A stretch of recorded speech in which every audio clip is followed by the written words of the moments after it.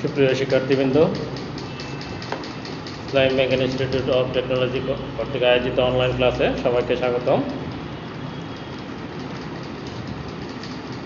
আশা করি সবাই ভালো আছো। আজকে তোমাদের সাথে ফিজিক্স ক্লাসে আলোচনা করব সামুদ্রিক সূত্রটা, ভেক্টরের সামুদ্রিক সূত্র। ওই দিন আলোচনা করেছিলাম ত্রিভুজ সূত্র, অর্থাৎ ভিন্ন দিকে ক্রিয়ারত দুটি ভেক্টর রাশির লব্ধি কীভাবে নির্ণয় করতে হয় ওইটা বের করেছিলাম। আজকে সামুদ্রিক সূত্রটা কিভাবে ভেক্টরের সাথে ক্রিয়া করে ওইটা দেখব। তাহলে সামুদ্রিক সূত্রটা আমি বোর্ডে লিখছি, দেখো। সামুদ্রিক সূত্র: যদি একটি সামুদ্রিকের কোনো কৌণিক বিন্দু, সামুদ্রিক একটা আঁকলাম, সাপোজ একটা সামুদ্রিক, মনে করো এটা একটা সামুদ্রিক আঁকলাম,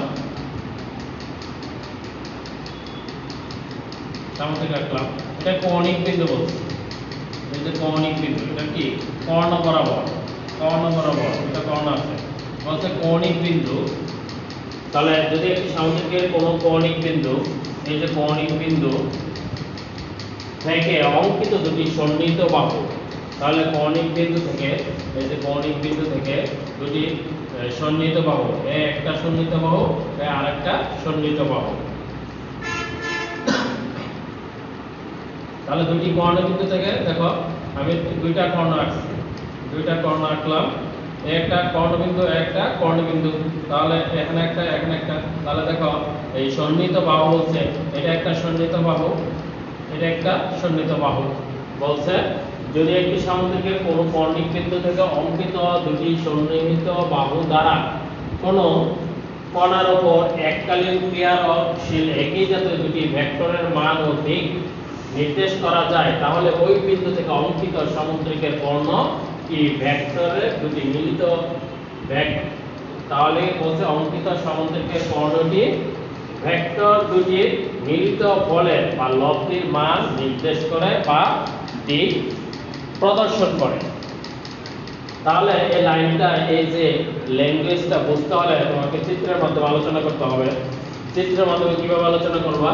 তাহলে প্রথমে আমি বলেছিলাম যে কিভাবে একটা ভেক্টরের সাথে সামুদ্রিক অঙ্কন করে। তাহলে প্রথমে আমি কি এই বিন্দুটা অবিন্দু থেকে স্টার্ট করব, এটা হচ্ছে পাদবিন্দু, এটা হচ্ছে শীর্ষবিন্দু। তাহলে পাদবিন্দু থেকে শীর্ষবিন্দু পর্যন্ত গেলাম, তারপরে আরেকটা রেখা তো টানতে হবে, এখানে গেলাম, তাহলে এটা হয়ে যাবে এই শীর্ষবিন্দু, হয়ে যাবে এখন পাদবিন্দু, এটা হয়ে যাবে শীর্ষবিন্দু। তাহলে এখান থেকে আরেকটা রেখা টানলাম, জোড়া লাগালাম, তারপরে এখান থেকে যখন এদিকে যাবো সামুদ্রিক আঁকবো, তাহলে এই রেখাটা এটার সাথে যখন নিয়ে আসবো, এটা এই শীর্ষবিন্দুটা হয়ে যাবে কি পাদবিন্দু, আর এটা হয়ে যাবে শীর্ষবিন্দু। তখন এটা তো হয়ে গেল এটা। তারপরে অবিন্দু থেকে, তাহলে অবিন্দু তো পাদবিন্দু আছেই, তাহলে এই বিন্দু যখন জোড়া লাগাবো তখন অবিন্দু থেকে অবি পর্যন্ত, তাহলে এটা হচ্ছে শীর্ষবিন্দু, এটা পাদবিন্দু। এভাবে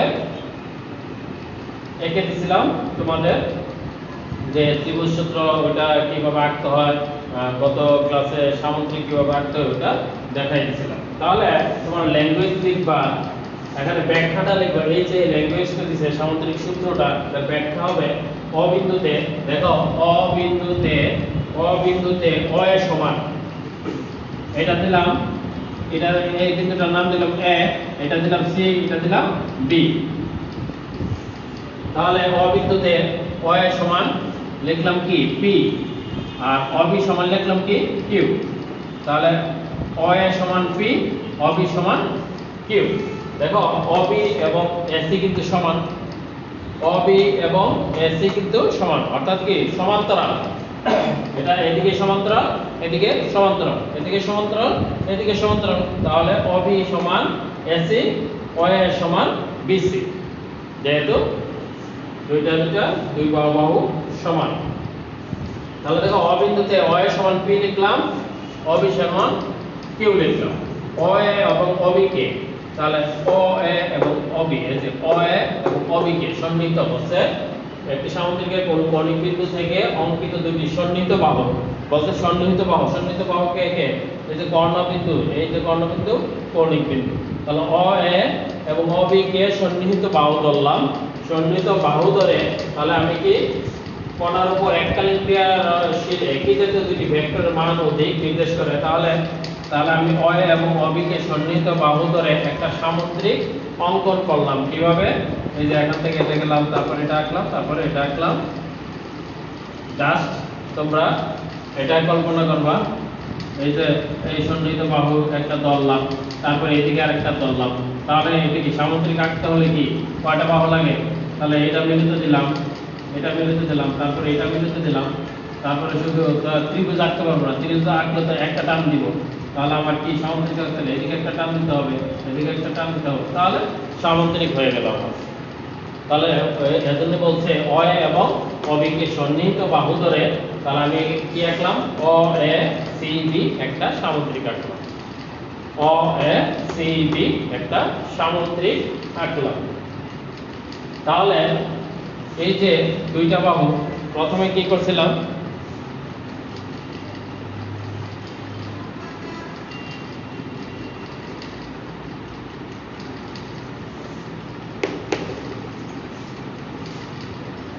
তাহলে আমরা যখন এটা আঁকি তখন কি এই যে একটা বাহু নিলাম সাপোজ অ এ এটা সি তাহলে এখন আমরা যখন ত্রিভুজ আঁকলাম এই দুইটা বাহুর যোগফল কি লিখতাম একটা লব্ধি না এই যে অ এবং এসি দুইটার যোগফলটাকে কি লব্ধি তখন এটা হবে কি অ এ এবং এসি লব্ধি কি হবে এটা অ এ এবং এসি লব্ধি কি হবে অসি তাহলে অ এ এবং অ বি লব্ধিও তো এটা সেম তাহলে দেখো অ এ এবং এসি যখন এটা থাকবে না তখন এই দেখো এখান থেকে আমরা কি দুইটা বাহুর লব্ধি কি চিহ্নিত করে অসি তাহলে এই যে আমরা যদি সামুদ্রিক আঁকি তাহলে এটা হয়ে যাবে একটা সামুদ্রিক এভাবে তাহলে দেখো যখন শুধু সামুদ্রিক আঁকছিলাম লব্ধি ছাড়া তখন এই কোণটা কি ছিল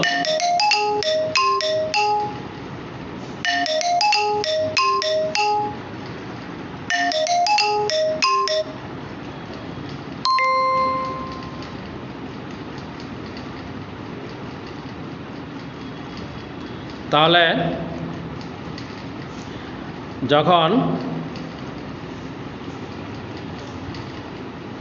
যখন আমি বলছিলাম যে যখন আমি লব্ধের তার লব্ধি নির্দেশ করে কে তখন যখন সামুদ্রিক আঁকছিলাম তখন এই কোণটা কি ছিল আলফা এই কোণটার একটা নাম দিলাম আলফা এই কোণটার একটা নাম দিলাম আলফা যখন লব্ধি এঁকে ফেললাম তাহলে কোণটা কি দুই ভাগ হয়ে গেছে না তাহলে এই পুরোটা হচ্ছে আলফা এই যে পুরোটা হচ্ছে কি আলফা আর এতটুকু অংশ এই অর্ধেক অংশ কত থিটা ধরলাম এই থিটাটা নির্ণয় করে লব্ধি কোণ নির্দেশ করে তাহলে পুরোটা হচ্ছে কি আমার এই যে পুরোটা হচ্ছে এখানে দেখো এই পুরোটা হচ্ছে কি আমার আলফা আর এতটুকু অংশ কি থিটা এতটুকু অংশ কি থিটা তাহলে বলছে অসি হলো অ এ এবং অ বির লব্ধি তাহলে অসি হচ্ছে কি এই যে অসিটা কি আমার লব্ধি কার অ এ এবং অ বি সন্নিহিত বাহু এখন যদি তুমি বলতে পারো অ এ এবং এসি সন্নিহিত বাহুর লব্ধি কি অসি তাহলে আমার এই যে ব্যাখ্যাটা হয়ে গেল যদি একটি সামুদ্রিক কোন কৌণিক বিন্দু থেকে অঙ্কিত দুটি সন্নিহিত বাহু দ্বারা কোন কোণার উপর এককালীন ক্রিয়াশীল একই জাতীয় দুটি ভেক্টরের মান ও দিক নির্দেশ করা যায় তাহলে ওই বিন্দু থেকে অঙ্কিত সামুদ্রিক কর্ণ ভেক্টর দুটি মিলিত ফলের বা লব্ধির মান নির্দেশ বা দিক প্রদর্শন করে তাহলে এটা হয়ে গেল আমার যে লব্ধির যে ব্যাখ্যা কিভাবে আমার সামুদ্রিক সূত্রটা আঁকা যায় এবং সামুদ্রিক ভেক্টরের দিক এবং মান কিভাবে নির্দেশ করে ওটা দেখানো হবে তাহলে আমার এখন লব্ধিটা কি হবে দেখো অ এ প্লাস অবি সমান কি এই যে কর্ণ কর্ণ, তাহলে এই লব্ধিটা কি হবে অসি, অসি কর্ণই কি লব্ধি, অসি কর্ণই কি লব্ধি, তাহলে দুইটার যোগফলটা কি হবে আমার লব্ধিটা হবে। তাহলে y সমান কি ধরেছিলাম, y সমান ধরেছিলাম p, আর অবি সমান ধরেছিলাম q, আর অসিটা ধরে নিলাম r, তাহলে p প্লাস q সমান r, p প্লাস q সমান r, তাহলে p প্লাস q সমান আমি ধরে নিলাম কি, তাহলে p প্লাস q সমান লব্ধিটা কি হবে আর, এই হলো আমার সামুদ্রিক সূত্র। তাহলে এখন আমি লব্ধির মান কিভাবে নির্ণয় করে, এই যে লব্ধি আঁকলাম এই লব্ধির মানটা কিভাবে বের করব, প্রথমে মান বের করব তারপরে দিক নির্ণয় করব। তাহলে লব্ধির মান এবং দিক এগুলো পরীক্ষায় আসে যে একটি সামুদ্রিক সূত্র লিখো, ব্যাখ্যা করো এবং এর লব্ধির মান ও দিক বের করো। তাহলে ওটা আমার কিভাবে বের করতে হয়, এখন আমি লব্ধির মানটা কিভাবে বের করতে হয় দেখাবো।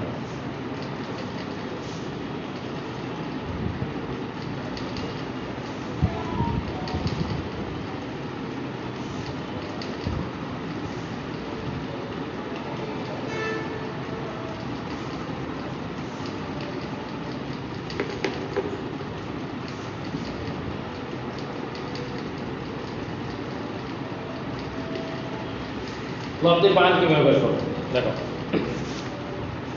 তাহলে লব্ধির মান আমার বের করতে হলে প্রথমে এই যে ব্যাখ্যাটা অ এর অবিকেশন নিতে পারে, অ সি বি সামুদ্রিক অঙ্কন করলাম, অ সি হলে অ এবং অবি এর লব্ধি, তাহলে অ এ প্লাস অবি সমান অ সি, পি প্লাস কিউ সমান আর, এটা লিখে নিলাম। তাহলে এখন দেখো আমার বি অ একক আলফা,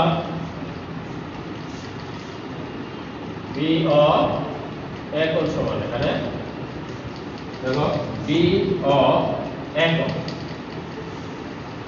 বি অ একক সমান কি আমি লিখছিলাম আলফা। তাহলে এই হচ্ছে আমার বি অ একক সমান আলফা। তাহলে অ এ সি বি এগুলো ল্যাঙ্গুয়েজ হচ্ছে এখানে বইয়ে লেখা আছে language, O A C B এগুলো আগে সামুদ্রিক অঙ্কন করছিলাম।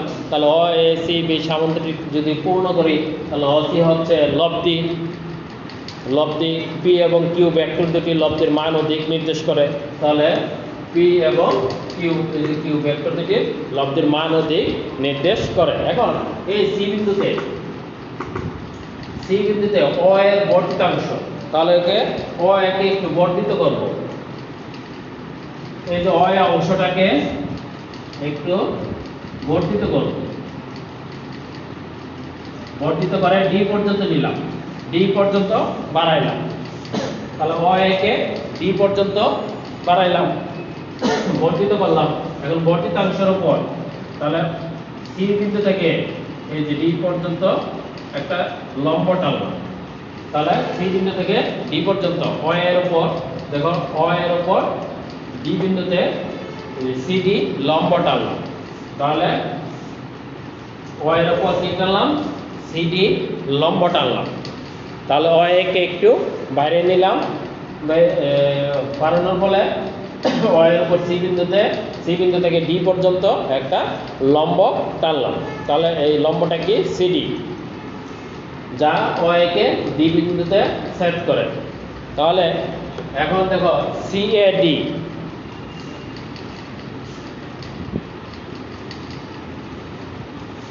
সি এ ডি কোণ সমান কি হবে, সি এ ডি কোণ, তাহলে এই কোণটা কি হবে, এই কোণটা সমান তো আলফা। তাহলে সি এ ডি কোণ সমান হবে আলফা, সি এ ডি কোণ সমান হবে আলফা। এখন অ সি ডি একটা সমকোণী ত্রিভুজ, দেখো অ সি ডি, তারপর দেখো এখানে দেখো একই অ সি ডি তো বানাইলাম, অ সি ডি একটা সমকোণী ত্রিভুজ। সমকোণী ত্রিভুজের অতিভুজ কোনটা, অ সি, অ সিটা কি অতিভুজ, আর অডিটা কি ভূমি, আর সিতে কি লম্ব। এখন দেখো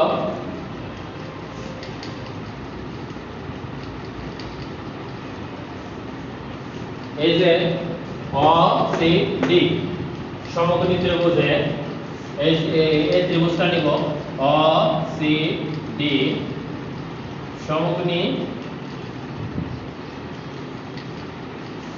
OCD অথবা ODC একই।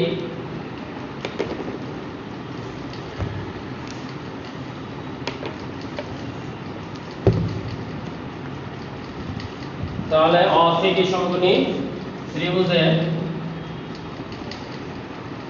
OCD সমকোণী ত্রিভুজে দেখো OCD সমকোণী ত্রিভুজে OC কি অতিভুজ, OD ভূমি আর CD লম্ব। তাহলে পিথাগোরাসের সূত্রটা কি ছিল? পিথাগোরাসের সূত্র থেকে পাই তাহলে লম্ব অতিভুজ স্কয়ার ইকুয়াল কি লম্ব স্কয়ার প্লাস ভূমি স্কয়ার। এটা জাস্ট লিখে দিলাম আমি, তোমরা এটা পরে আসছো না এখানে। অতিভুজ স্কয়ার ইকুয়াল লম্ব স্কয়ার প্লাস ভূমি স্কয়ার। তাহলে অতিভুজ কত OC হোল স্কয়ার ইকুয়াল লম্ব কত CD square plus OD square. তাহলে অতিভুজ স্কয়ার ইকুয়াল কি লম্ব স্কয়ার প্লাস ভূমি স্কয়ার। তাহলে OC হোল স্কয়ার, OC হচ্ছে অতিভুজ আর CD হচ্ছে লম্ব CD square plus OD square. তাহলে এখন দেখো OD, এই OD সমান কি লেখা যায়? OD সমান কি লেখা যায়? OD OA plus AD। দেখো OA প্লাস AD লেখা যায় কিনা? OD সমান কি লেখা যায়? এই যে অংশটা, এই অংশটা প্লাস এই অংশটা জোড়া লাগিয়ে তো OD হইছে। তাহলে OD যেহেতু একটা লম্বা অংশ, তাহলে জোড়া লাগিয়েছে কে? OA plus AD। তাহলে OA প্লাস AD। তাহলে এখানে লিখে দাও OC স্কয়ার ইকুয়াল কি CD স্কয়ার প্লাস OD সমান কি OA plus AD whole square. OD এর মান বসাই দিলাম, OD সমান কি লিখতে পারি আমি OA প্লাস AD। এর জন্য যেহেতু OD স্কয়ার তাহলে আমি লিখতে পারি কি OA প্লাস AD। তাহলে আমি লিখতে পারি OC স্কয়ার ইকুয়াল কি লিখতে পারি CD square plus OA plus AD whole square. এই হচ্ছে আমার পিথাগোরাসের সূত্র। OCD ত্রিভুজের সমীকরণ 1 দিলাম। আবার আসি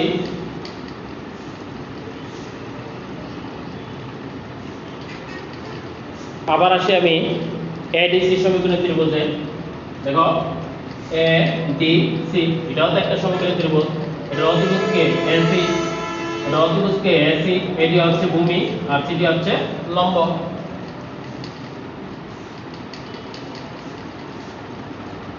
আবার ADC সমকোণী ত্রিভুজে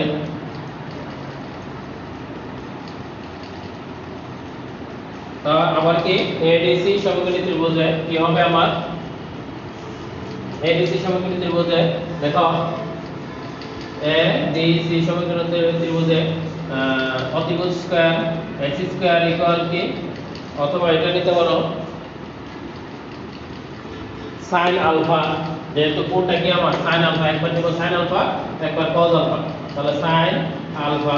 এখন sin সমান কি sin থিটা সমান কি লম্ব ভাগ অতিভুজ। এটাই তো ছিল লম্ব ভাগ অতিভুজ। sin আলফা সমান কি? এখন দেখো লম্বকে CD আর অতিভুজকে AC। তাহলে sin আলফা সমান কি CD বাই AC। তাহলে CD ইকুয়াল কি AC sin আলফা আর AC সমান কি আমার AC সমান কি ধরে নিছে কি কিউ। তাহলে AC সমান কিউ, তাহলে কিউ sin আলফা। এটা গেল। তাহলে সিডি ইকুয়াল কি লিখলাম এসি sin আলফা আর কিউ sin আলফা। তারপরে cos আলফা সমান কি জানি আমরা cos থিটা ভূমিভাগ অতিভুজ তাহলে ভূমি কত এডি আর অতিভুজ কত এসি, তাহলে এডি ইকুয়াল কি এসি cos আলফা, তাহলে এডি ইকুয়াল কি কিউ cos আলফা। তাহলে আমি পাইলাম কি এডিসি সমীকরণ ত্রিভুজের sin আলফা এবং cos আলফা দিয়ে বের করছি সিডি সমান পাইছি কিউ sin আলফা, এডি সমান পাইছি কিউ cos আলফা। তাহলে সিডি এবং এডির মান কোথায় বসাবো? একসঙ্গে বসাই দিব। সিডি এবং এডি এর মান কোথায় বসাবো? এক নঙ্গে বসাবো। তাহলে এক নঙ্গে সিডি এবং এডি মান বসিয়ে পাই। তাহলে এক নঙ্গে বসাই দিই।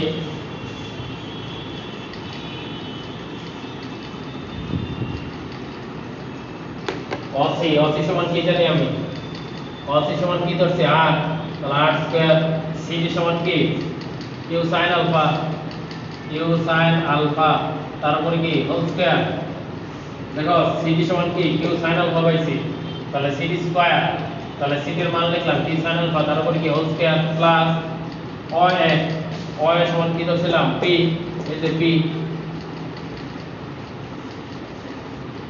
আর এডি সমান কি পাইছি q cos alpha plus q cos আলফা তারপরে কি হোল স্কয়ার।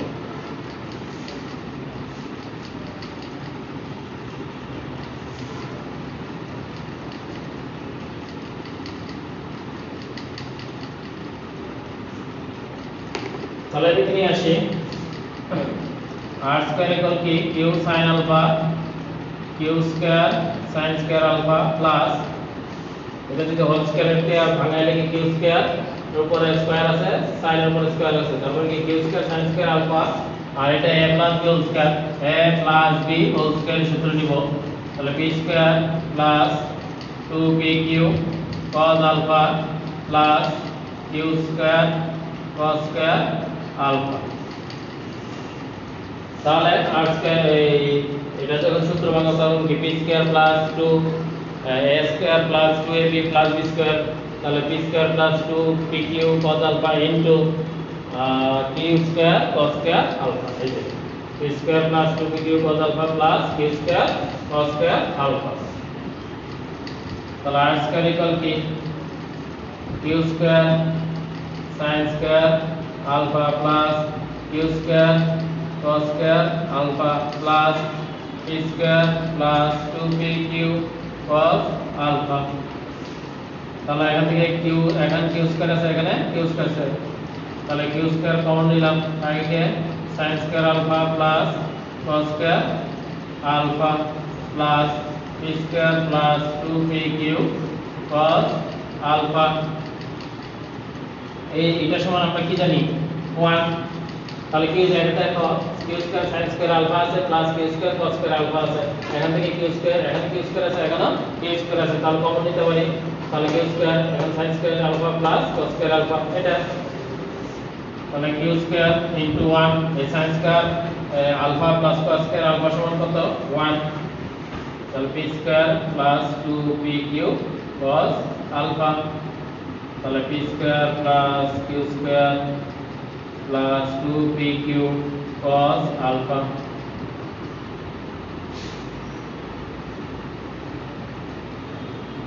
সুতরাং r ইকুয়াল কি লেখা যায় root over p square plus q square plus 2pq cos alpha. এটা হচ্ছে লব্ধির মান, নির্ণয় লব্ধির মান। তাহলে আর ইকুয়াল আরটা হচ্ছে লব্ধি, তাহলে আর ইকুয়াল কি পাইছি আমি root over p square plus q square plus 2pq cos alpha. এটা হচ্ছে লব্ধির মান, এটা হচ্ছে আমার কি লব্ধির মান। তাহলে আর ইকুয়াল কি root over p square plus q square plus 2pq cos alpha, এটা হচ্ছে আমার লব্ধির মান।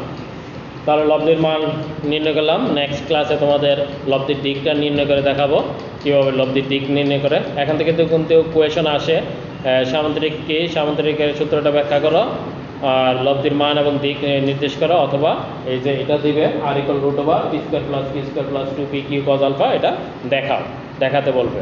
তাহলে এটা হচ্ছে তোমার কীভাবে আসলো ওটা তোমাদের দেখাই দিলাম। তাহলে নেক্সট ক্লাসে লব্ধির দিক নিয়ে আলোচনা করব। সবাই ভালো থাকো, সুস্থ থাকো এই কামনায়। আল্লাহ হাফেজ।